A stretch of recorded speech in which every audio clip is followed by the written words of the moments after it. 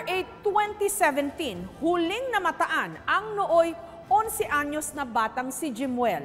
Ayon sa kumalat na kwento, binukot ito ng sindikato at pinagpapalimos. Pero nasaan na nga ba si Jimuel? Dinukot ng sindikato. Ito ang paniniwala ng mag-asawang Jimmy at Ellen na nangyari sa kanilang anak na si Jimuel. 2 taon nang nawawala. May tumawag na sa Opo, kaano daw po. Hindi po daw kami mag-reply. Papatayin na lang daw po nila yung anak ko. Itinampok namin ang kwento ni Jimuel nito lang nakaraang linggo dahil sa kaliwat ka ng mga balita tungkol sa mga nandudukot daw ng mga bata.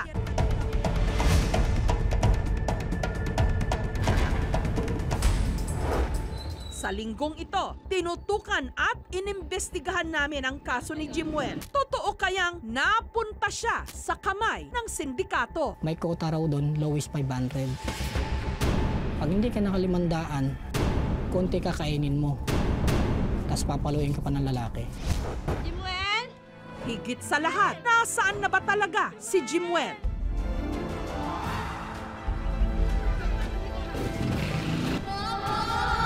Sa gabing ito, matutunton na natin ang buong katotohanan. Jimuel na kayo.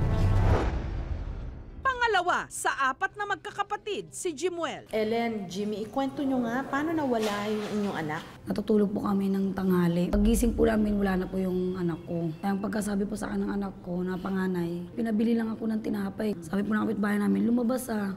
Sinundan ata yung ate. Pagbalik po ng ate, hindi naman daw po niya nakita. Kasi nga po, hindi ko na lang po siya iniwan dito kasi po gusto po niya kumain ng tinapay, bibigyan ko po siya. Sabi ko, saglit lang, be, bibili lang po ako ng tinapay niya.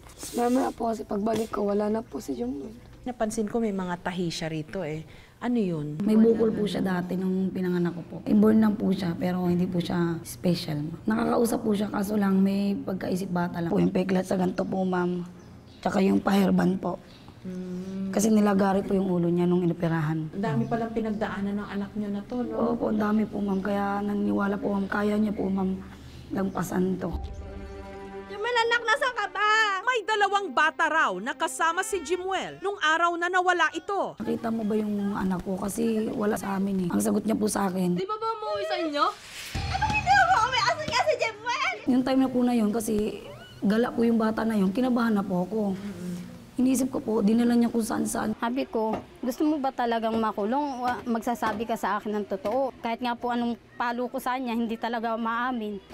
Bakit parang na-emotional po kayo? Siyempre ma'am, naranasan ko yung nawala yung anak ko sa anak nila. Kasi po, yun po yung dating lugar ni kung saan nakuha yung na yun, na ilang buwan din siyang nawala. Sabi nga po ng tatay niya tinubos ko pa ng pera yan bago ko nakuha.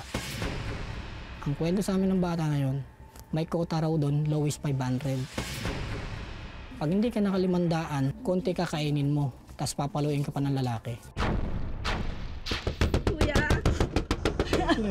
may nakapagsabi po, nakita niyo po yung anak ko. Asan na po yung anak ko? Please. Ang isa namang kapitbahay ni na Ellen at Jimmy, nakita raw si Jimuel na nagtitinda ng sampagita sa Antipolo. Nagulat ako yung bata nasa Antipolo. Sabi ko, anong ginagawa mo rito? Wala, malis ako sa amin. Baka masasaktan ka ni Papa mo, mapapalo ka ng Papa mo. Kaya nga umalis sa amin sabi gano'n ng bata. Ingat na ingat na kami dyan kasi yung bukol nga yan, hindi ko po sinasaktan ng anak ko. Ate, tututukan ko yung anak mo, bigyan mo ko ng 350. Magtatapon ako ng 1 araw, kailangan ko rin kasing kumita. Volunteer lang yung paghahalap ko dun sa bata. Siyempre, gala ka ng gala, wala ka man lang kahit piso sa bulsa. Kung magugutom ka, mauuhaw ka, di ba? Pero dahil pagbebenta lang ng balot ang pinagkakakitaan ni na Ellen at Jimmy, sila na lang ang mano-manong naghanap. Pero hindi nila naabutan. Nagtitinda daw po siya ng sampagita sa Antipolo. May nagkwento sa inyo? Holy Face po. Opo, meron po. Taga doon din po sa Antipolo. Tapos? Bukod pa doon ma'am, nangihingi daw po ng pagkain yung anak ko, may mga kasama. Tuwing pong pupunta po kami doon, wala na may anak namin doon. Parang pag nandun kami, parang tinatago. Mula raw noon kung saan-saan na sila nakarating. Halos nagdalawang linggo kami dun sa Doro Road na yun, dun po sa may waiting shade. Sa waiting shed kayo Apo. natulog? Opo. Kung saan po kami abutan ng pagod at saka po antok. Doon na po kami. Minsan po dinadasal ko, sabi ko, sana naman po yung umahawak sa anak ko, pakainin naman po ng maayos kasi sa amin po, kahit po mahirap lang po kami, ayos po yung pagkain nila. Kaya naman sina Jimmy at Ellen, ginawa raw lahat, pati na ang mamanata sa Poong Nazareno. Gaano nyo dinala ito? Itong paghihirap na to? Ma'am, sobrang sakit po.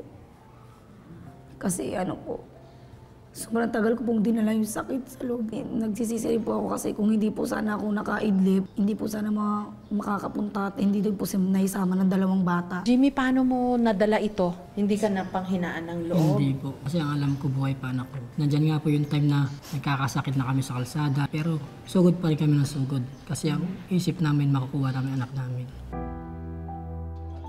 Pero nagdaan ang 2 Pasko at isang birthday ni Jimuel na hindi siya nakikita ng kanyang mga magulang, pati na ng kanyang mga kapatid na hanggang ngayon nag-iipon ng mga regalo sa inaasahan nilang pagbabalik nito. Mag-sorry rin po ako.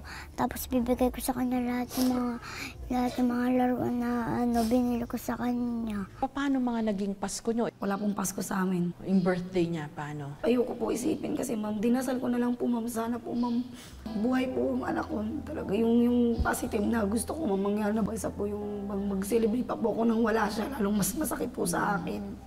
Ellen, meron daw kayo laging damit na dala-dala? Patingin nga. Ito po ma'am. Ano to, damit niya dati pa? Damit niya po talaga, pang-alis niya po ito. Kasi po, baka sakali kami ma'am, kung nakita namin sa kalsada, tapos madungis po ma'am, bibihisan po namin agad. Pagka-ere noong linggo ng aming kwento tungkol kay Jimuel, nakatanggap kami ng lead. Pagka-ere ng aming kwento tungkol kay Jimuel, nito lang nakaraang linggo, marami raw ang nag-text sa mag-asawa. Napanood niyo ba yung ni-report namin nung linggo? O mula nung napanood ninyo yon, may tumawag ba sa Opo, inyo? maraming pong nagtitext. Ano sabi nila? Yung iba po, tinatakot po kami, pagka daw po, hindi po daw kami mag-reply, papatayin na lang daw po nila yung anak ko. May ganun? Opo, pinabasa ko kay ma'am. May mga ganun pa pala, na pag nawalan ka ng anak, may mga magre-reply pa na ganun. Opo. Sobra naman. Nakatanggap din kami ng impormasyon. Meron daw isang bata na nahahawig kay Jimuel na hawak nila ngayon. May peklat ito sa ulo at mukha.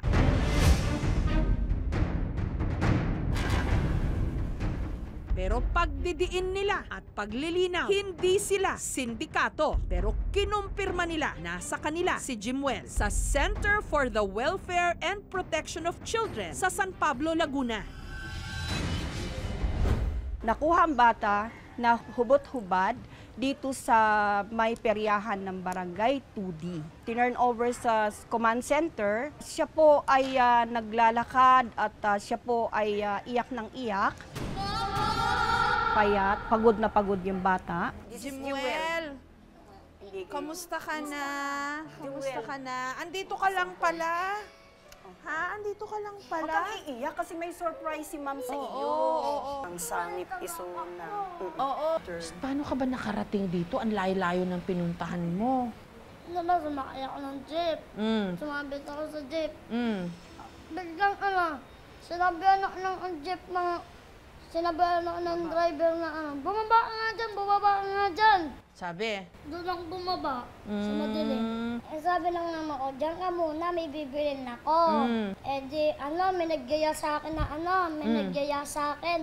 Sabi, tara na tara bumili. Tapos ayoko, may umila sa akin. Mula sa shelter, sinundo ko na ang mag-asawang Jimmy at Ellen. Ano una mong gagawin pag nakita mo? Kung sakaling siya ngayon. Yakapin ko po nung may anak ko kasi nung tagal po hindi nahihiyakap. Habang nagmamaniobra ang aming sasakyan, pabalik sa center, naging mabilis ang mga mata ni Jimmy.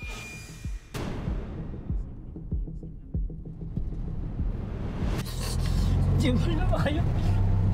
Nakita mo na ba? Nakita ko po yung ulo eh. Oo. Tama. Sandali ikot natin kasi hindi ako makapag-ano. Maraming salamat po, Ma'am Jess. Oo. Hinay-hinay lang, ha? Lala ko po kahit namatang ko. Hindi na kayo. Ang mahigit 1 taon nilang kalbaryo, sa wakas, matatapos na.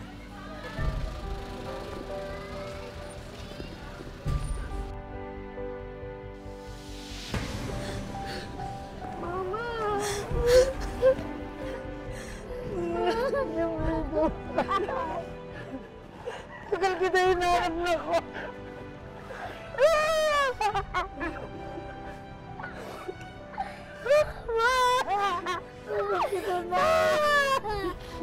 Andito na mama na ko.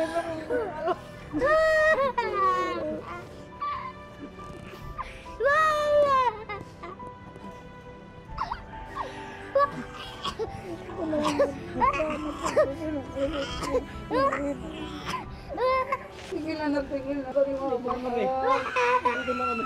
Dito na nalito na ako.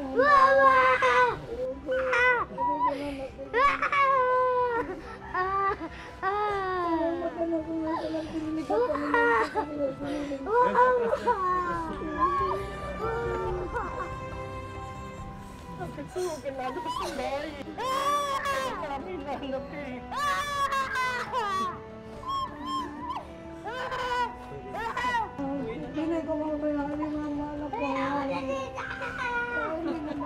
Ayaw na raw din. Uwi na tayo. Lalabas, di ba? Ang mga discharge papers para kay Jimuel, pinirmahan ng kanyang mga magulang. Bye-bye. Bye-bye. Bye-bye po. Nagpaalam na rin ang bata sa kanyang mga naging kaibigan dito. Bye-bye. Best friend mo. Tayo, ha? Makita na lang tayo, ha? Ipinasuot na ni Ellen ang baon-baon niyang damit para kay Jimuel. Sa wakas, uuwi na si Jimuel.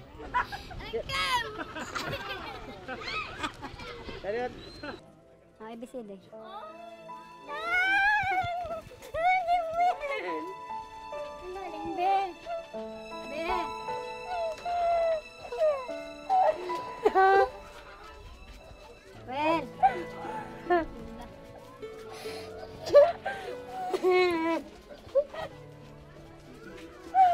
Kailan nakita? Saan nakita yan? Jumel! Ilan ang pa si Lula? Ha? Ay, nako, salamat sa Panginoon Diyos na dumating na si Jimwell. Nak, matagal na talaga ang pinangarap sa buhay na dumating kayo. Salamat sa Jessica Soho.